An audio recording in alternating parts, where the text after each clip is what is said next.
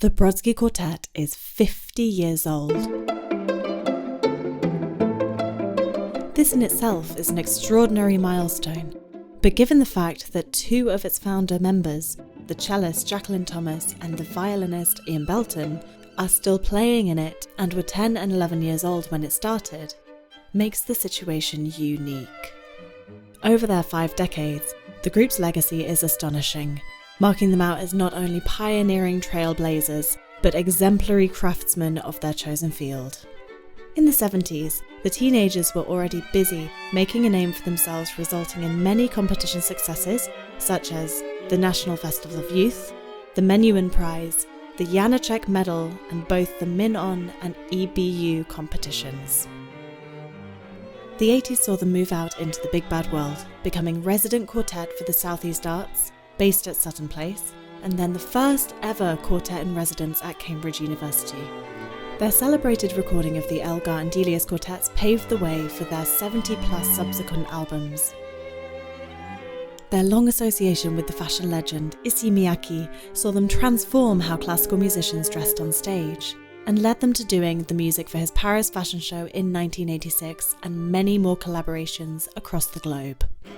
Their sellout cycle of all the Shostakovich quartets sealed a deal with Teldec, for whom they went on to record those works and many more besides in Berlin. By the 90s, their boundless energy and insatiable curiosity led to a fabled meeting with the force of nature that is Elvis Costello. Together they would pen the Juliet Letters, a song cycle which is only growing in popularity throughout the musical world today, 30 years after its birth. Many wonderful musical friendships followed, from Anne-Sophie von Otter to Björk, Maria João Pires to Paul McCartney, and countless others. The 21st century found them treading the boards in performances, the play written for them by Brian Friel, and in Complicités, the Noise of Time. They began in earnest their recordings of all the Beethoven quartets, and an ambitious education project led to the release of Mood Swings, a CD on which the songs of secondary school pupils sit happily next to songs by somewhat better-known songwriters, such as Sting, Ron Sexsmith, Randy Newman, Meredith Monk, and others.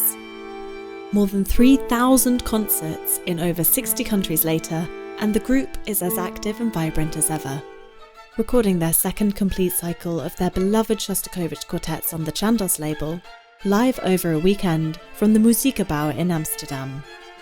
Fronting the infamous Prinsengracht concert in the same city, the first quartet ever to do so, and continuing to work with other diverse musicians. In 2022 alone, they have just released an album with their longtime partner in crime, Jackie Dankworth, and the Schubert Quintet with the remarkable young talent, Laura van der Heyden. They have had long ongoing relationships with many halls around the world. In London alone, the list is dizzying. From the Amadeus Centre to the Blackheath Concert Halls, the Cabot Hall to the Cadogan Hall, and most recently the finest hall of all, King's Place, where they are just coming to the end of a glorious 10 years as quartet in residence. 50 years it may well be, but the 60-year-olds show no signs of giving up just yet.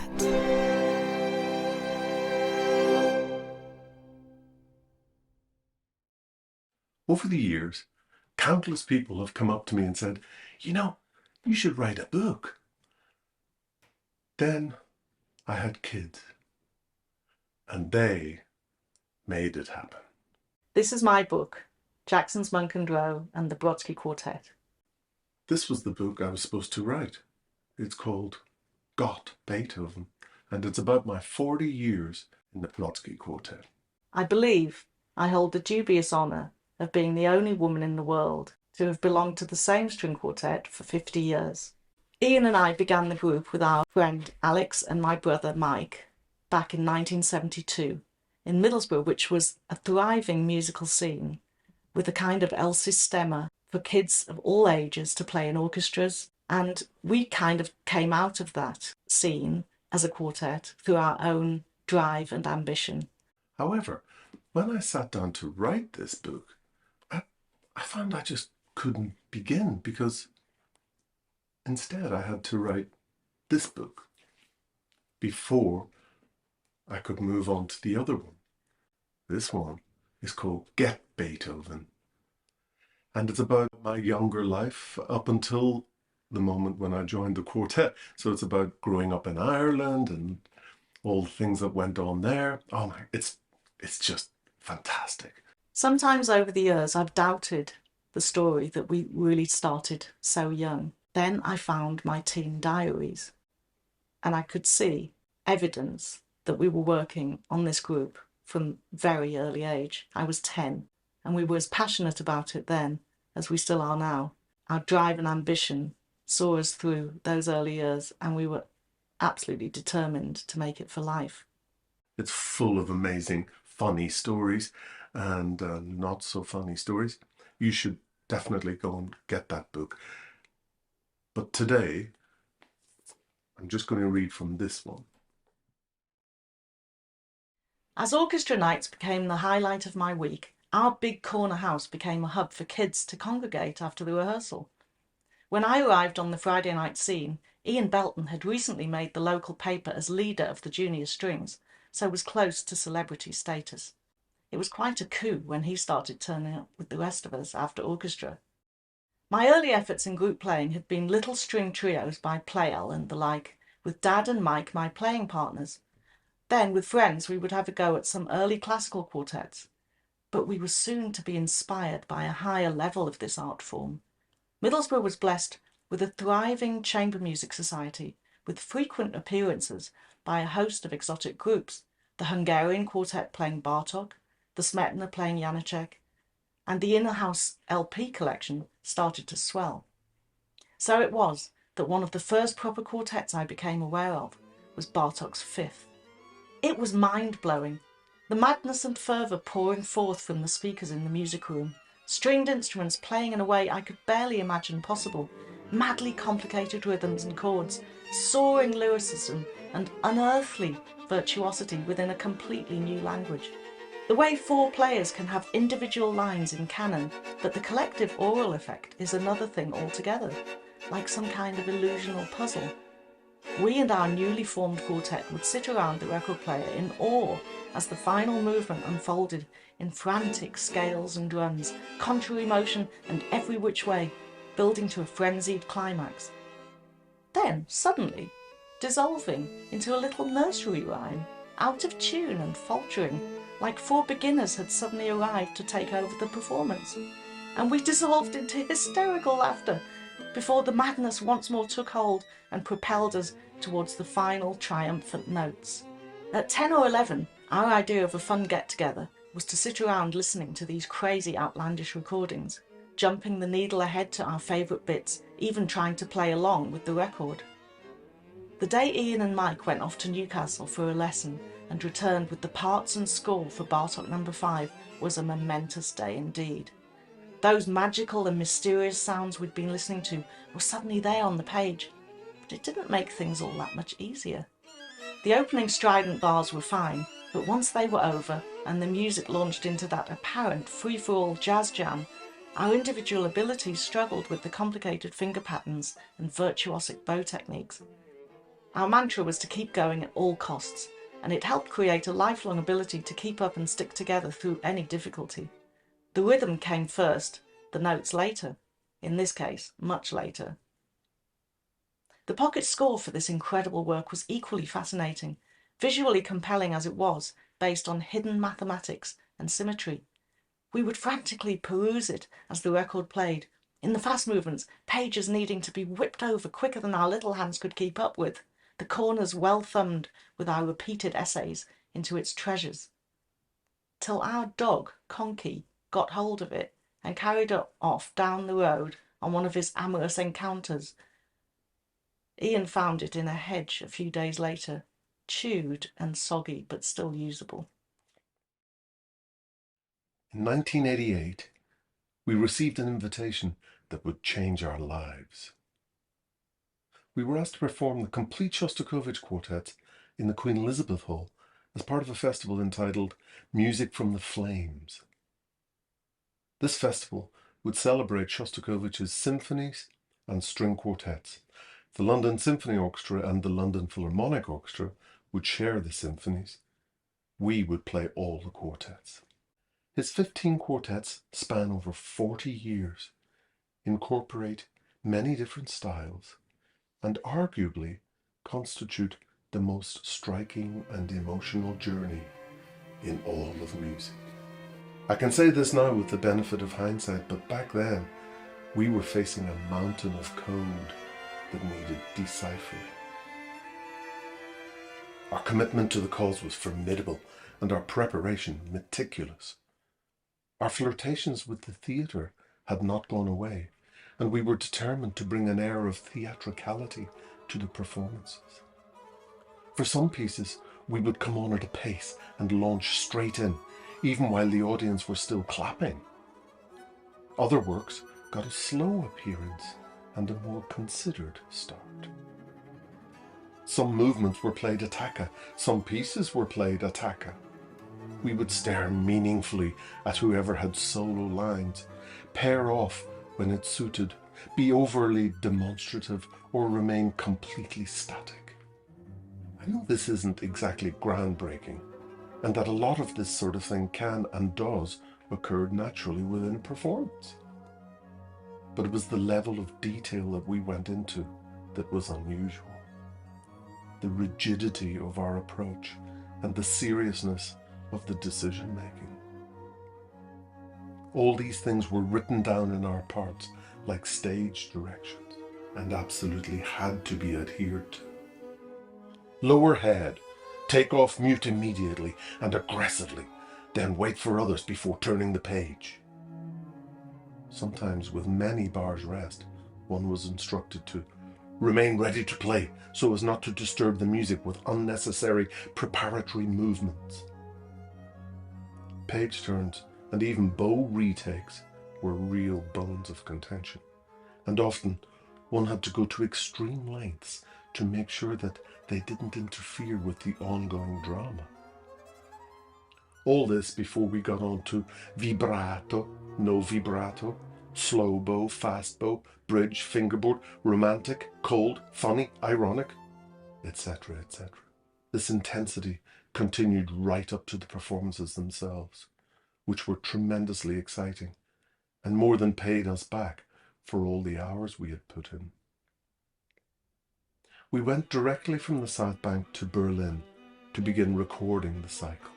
We were no longer youthful, but we were naive. It was a naivety born out of a maverick approach to everything we did. It seemed to be in our DNA, an almost primal urge to challenge every perceived norm, whilst diligently carrying on the great traditions. Our whole lives were devoted to this group, and we prided ourselves on this fanatical single-mindedness. Our pioneering spirit did not desert us when we set off for Berlin. It wasn't Hamburg in the early 60s, but from our perspective, it may as well have been. We were insisting to Teldec that we would record the whole cycle in 5 days, taking a day to play through and patch each of the 5 concerts in an effort to recreate the live feel. It's ironic to realize that 25 years later, we would do just that. Take 5 days to record those same pieces, live from the Musikgebouw in Amsterdam. It's also encouraging to know that that early bravura had not abandoned us just yet. Teldec, however, had their own way of doing things and flatly refused to listen to our whims. Probably very sensible. Arguably less sensible was their decision to pair us up with an inexperienced young hotshot producer.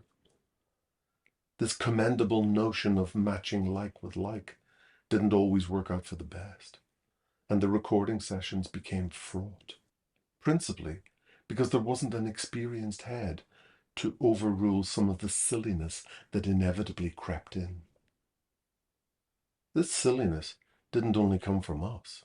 One side just seemed to inadvertently have a bad influence on the other. When a metronome gets played throughout an entire poignant slow movement of music, you know you're in a bad place. we all decided that the pivotal and extraordinary eighth quartet would benefit from being recorded in one day, so as not to lose the thread of that amazing journey. This is all very well, but when one of you has to be taken to hospital at 1 a.m. because their body has literally seized up, here again, you're in a bad place. Overall, it was a memorable experience. Being in that great city during one of its most historic moments, the coming down of the wall, was in itself worth all the angst.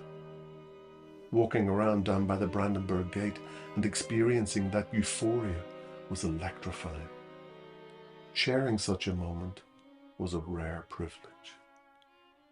To be at the Israel Philharmonic's first performance in Berlin at the Waldbühne of all places, where they played Mahler 1 and Dvorak 7, complete with an encore of the Jewish national anthem, was frankly overwhelming. The Teldex studio was an old ballroom in the Lichterfelde district. It had a certain romance about it and a wonderful sound, but it was also quirky. For example, in dry weather, the floor beneath our feet would start to creak. The high-tech Teldex solution to this problem was to send in the engineer with a watering can. Eberhard would soak the area where we were seated, and the problem would disappear. Brilliant.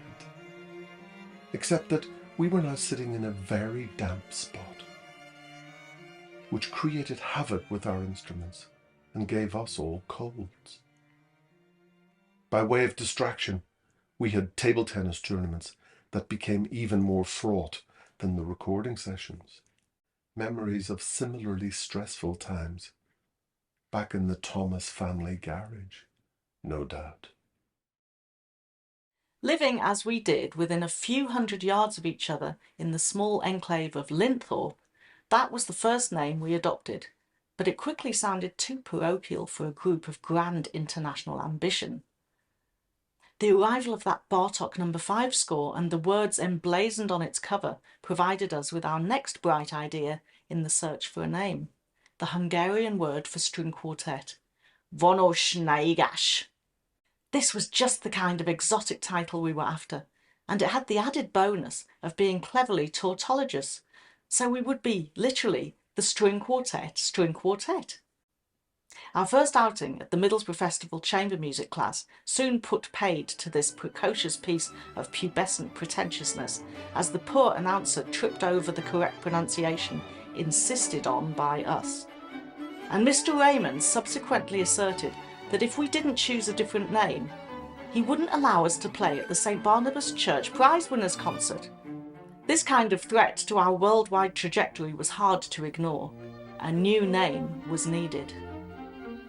No one tells youngsters how to negotiate the tricky path of striving for greatness whilst maintaining some level of humility, but it is a lesson we certainly could have benefited from. The main trick is to avoid the great masters, as adult professionals will almost certainly feel a sense of protectiveness for the music and umbrage that mere whippersnappers feel entitled to tackle it. In an effort to escape our growing reputation for aiming above our station, we headed further afield to the Harrogate Music Festival, where, being all of 50 miles away, we were assured total anonymity. And yet, here again, we refused to learn from past mistakes and offered as our entry the great man's cavatina from his Opus 130, a movement so revered in the classical music world that it was chosen to represent mankind's highest achievement in a time capsule sent into outer space. In his summing up, the adjudicator declared that we were too young to understand and therefore attempt to perform late Beethoven. To our horror and indignation, we were beaten into second place by a recorder ensemble playing a medley from South Pacific. Next, in the search for a name, we found inspiration in the county name of our rural surroundings. With our eye on the future, having already decided this was for life, we became the Cleveland String Quartet. And the regional coat of arms motto fitted us perfectly. Eremus, we shall be.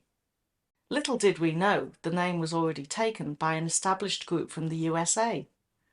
We came into contact with our namesakes at Dartington Summer School, where we had enrolled as students in 1974, aged just 13 and 14.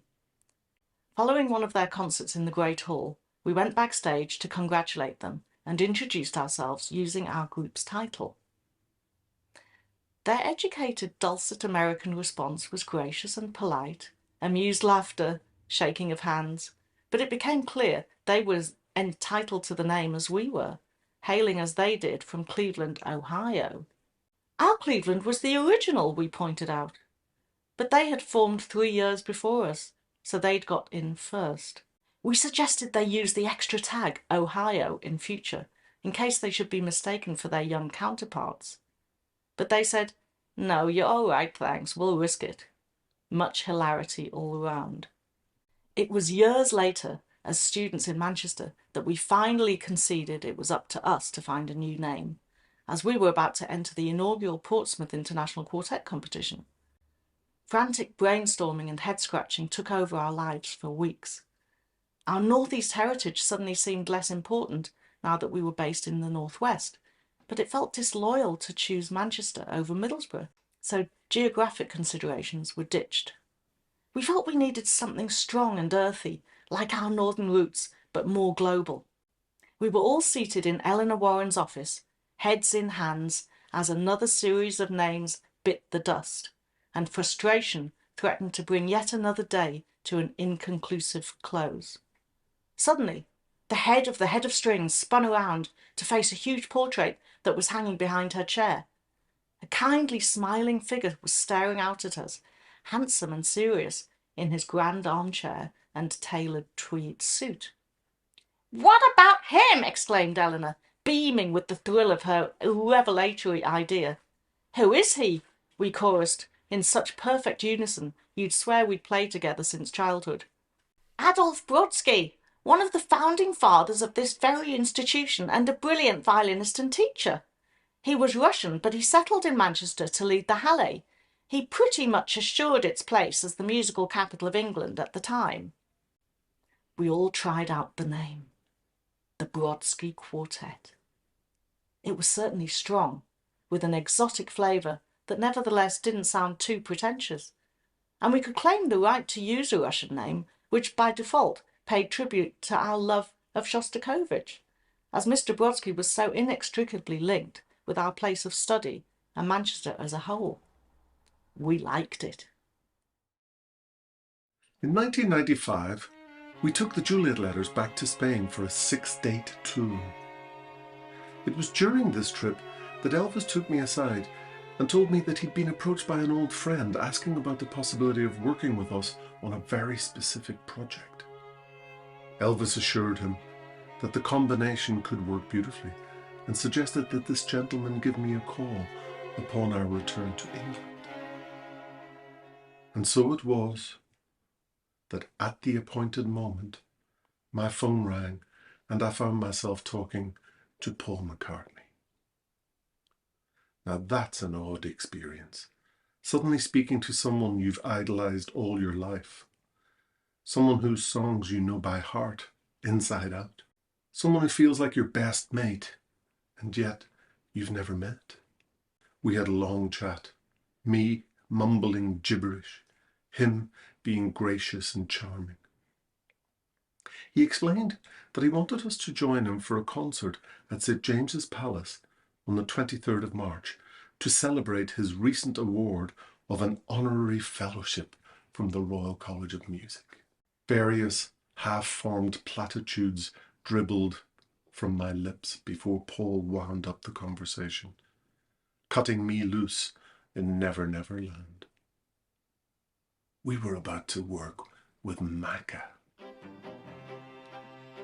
Our first meeting was in the recital room at the Royal College of Music, on the very stage where I had performed many times as a student. There was an inordinate amount of people around, mostly Paul's entourage. Managers and minders, cooks, guitar gurus, photographers, runners.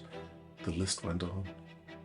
And yet there was Paul in the middle of all this, cool, and friendly as you like. He was an expert at making us feel relaxed.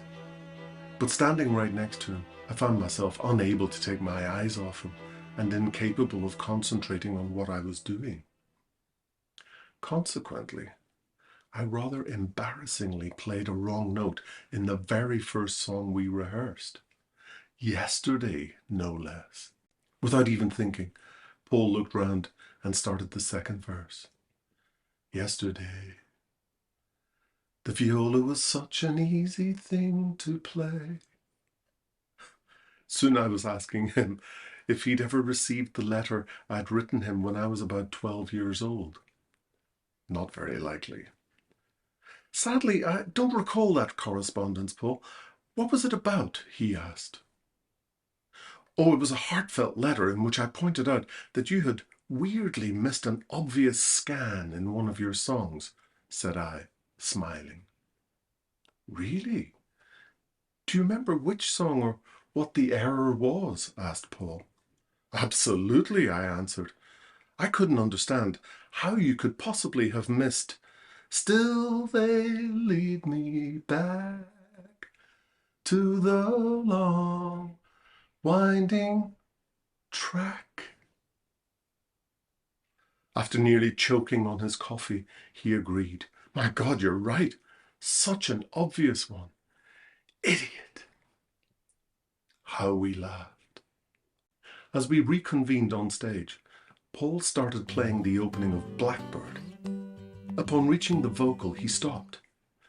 Hey, I said involuntarily. You can't do that. Can't do what? He replied. You can't just play the opening to Blackbird and then stop. It's not fair, I complained. He explained how he and George had come up with that beautiful sequence after being inspired by an old book of ancient keyboard music, and then played us the song. It was amazing to hear him playing all these things that one had grown up with. The command of playing something you've actually written yourself is a liberating experience.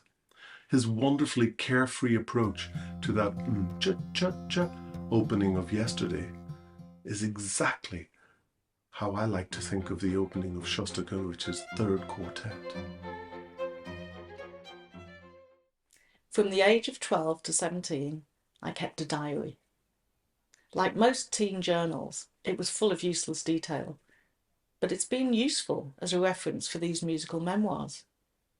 I love reading that on returning home from school, I would grab a glass of milk and 4 ginger nuts and sit down to watch some iconic 70s TV like Barber Papa or The Wacky Races, then launching into a rehearsal of sublime aesthetic involvement in Schubert G Major or Dvorak.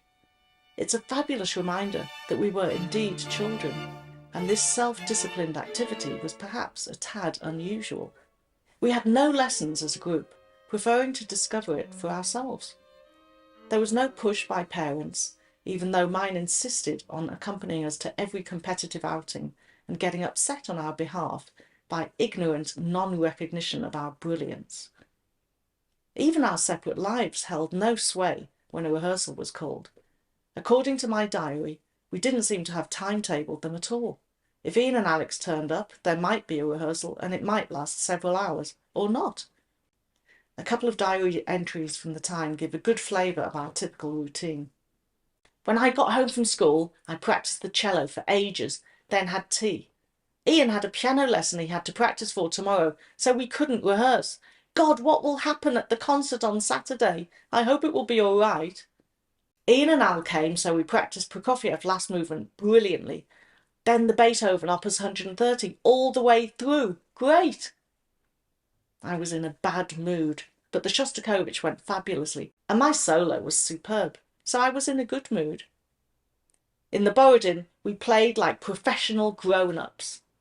Being a keen follower of the borough, Middlesbrough FC, my diary entries would often include match day results, especially if some of us had made it to the match, so we couldn't rehearse. I was thrilled years later to discover that Shostakovich's diaries were also peppered with football minutiae from fixtures in Russia, though he would go into rather more technical detail about tactical intricacies and the like, and he didn't tend to describe what he wore to matches. Despite our growing collection of sheet music, there were some pieces we couldn't get hold of. We might have had a miniature score, but been too impatient to wait for parts, so we'd write out our own parts from the score. In some cases we didn't even have a score, but were so eager to play a work we'd heard that we took it down in dictation from the radio. We felt a particular pull towards this incredible music of Shostakovich. Its often sparse textures nevertheless felt rich and layered, always surprising, emotional depth juxtaposing sarcasm, irony, or genuine humour. Perhaps it spoke to our northern sensibilities, a kind of stoicism we identified with, and somehow it suited our style of playing.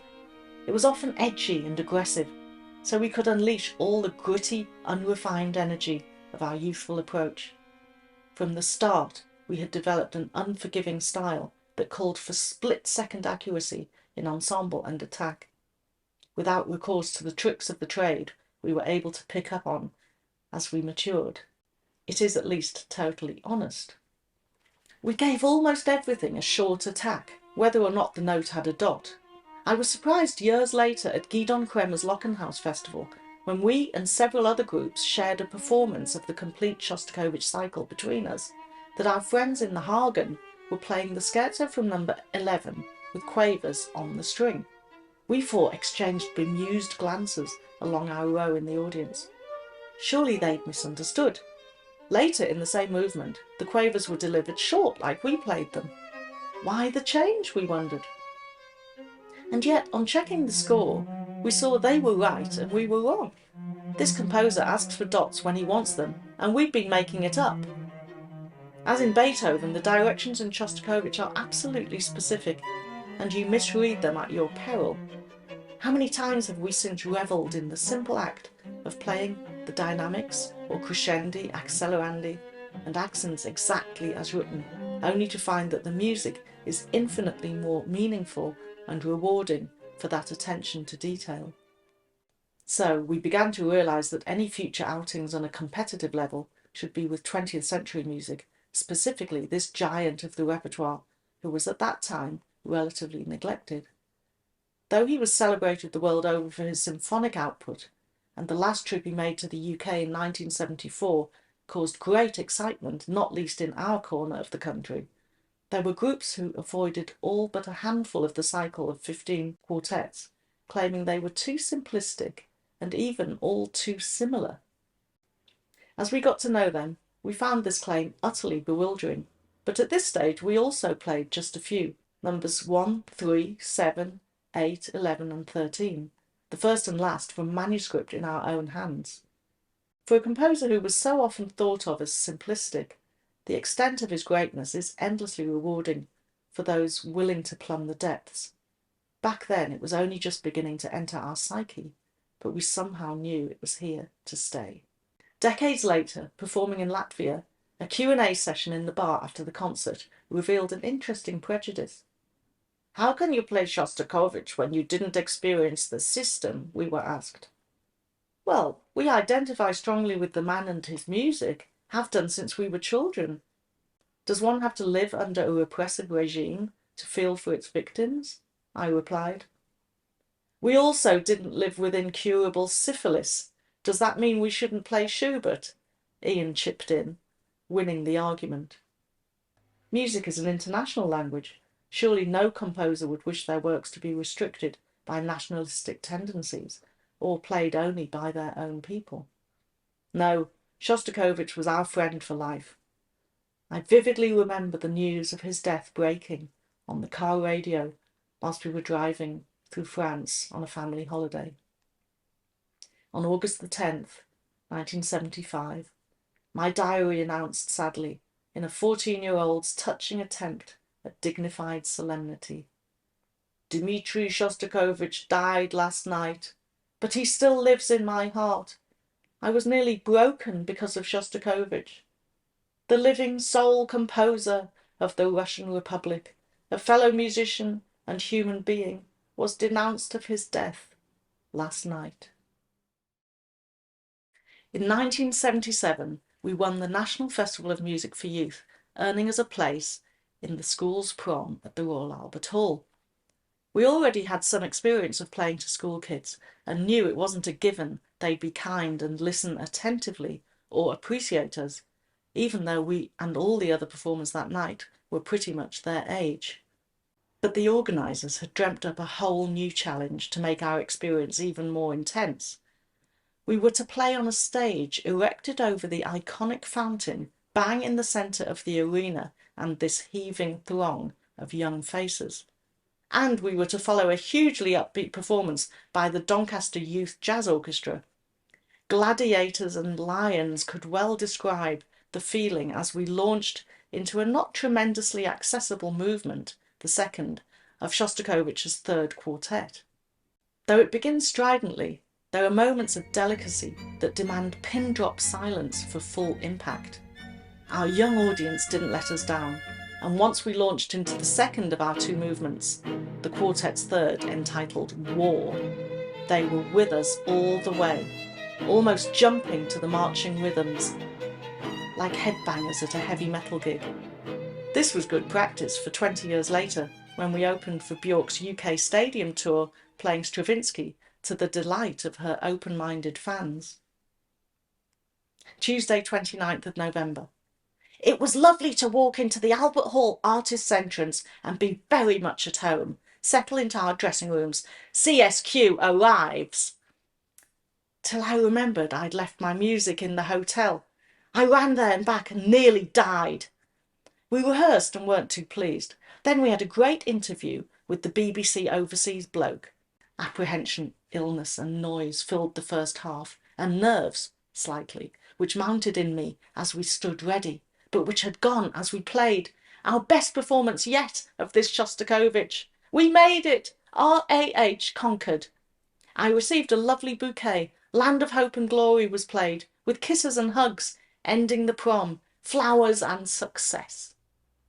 A national newspaper reviewing the concert commented that we had perhaps been set an impossible task by the organisers, then wrote, "Not a bit of it. The Cleveland Quartet demanded and got our attention with a concentrated interpretation of great musicality. This is not simply youth bravely having a go. Rather, it is maturing musicianship demonstrating that the heart of youth can shed light on music too often thought to be the preserve of older performers." One bitter lesson was to be learned during this episode. The concert had been televised, but the producers, in their wisdom, chose not to include our slot in either of the two relays. My diary entry shows that by now my indignation has reached full maturity of expression. On Tuesday, the school's prom on telly didn't show us. Again, the fucking bastards. Next up was Bologna. The Red City of northern Italy had been a regular and much-loved destination of the Brodsky Quartet over the last 40 years, almost becoming our home back in the 80s, when we were in serious negotiations to move residencies from the second oldest university in England to the second oldest university in the world.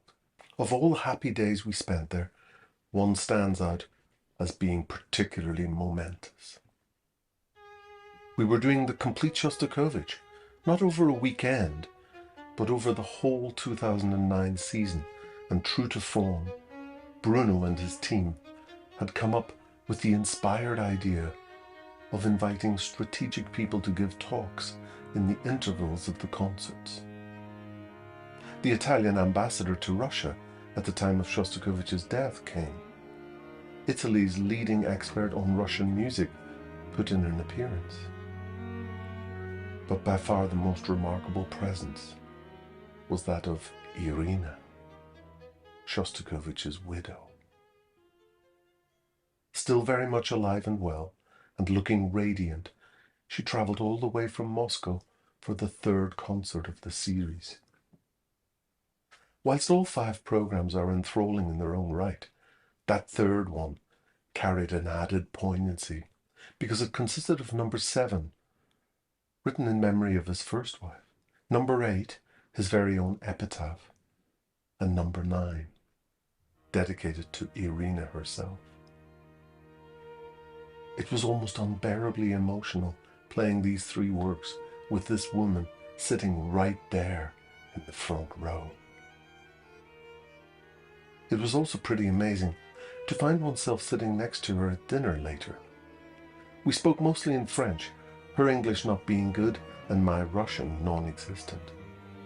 Which was fine up to a point, but there came a moment when I suddenly thought to myself, hang on, here I am, sitting next to the woman who shared her life with one of my idols, a man whose music we've been studying and playing and recording and bringing to the world for 40 years. I may never meet her again. Throwing caution to the wind and ignoring any perceived etiquette, I enlisted the help of her translator, turned to her and said, Irina, I'm so sorry.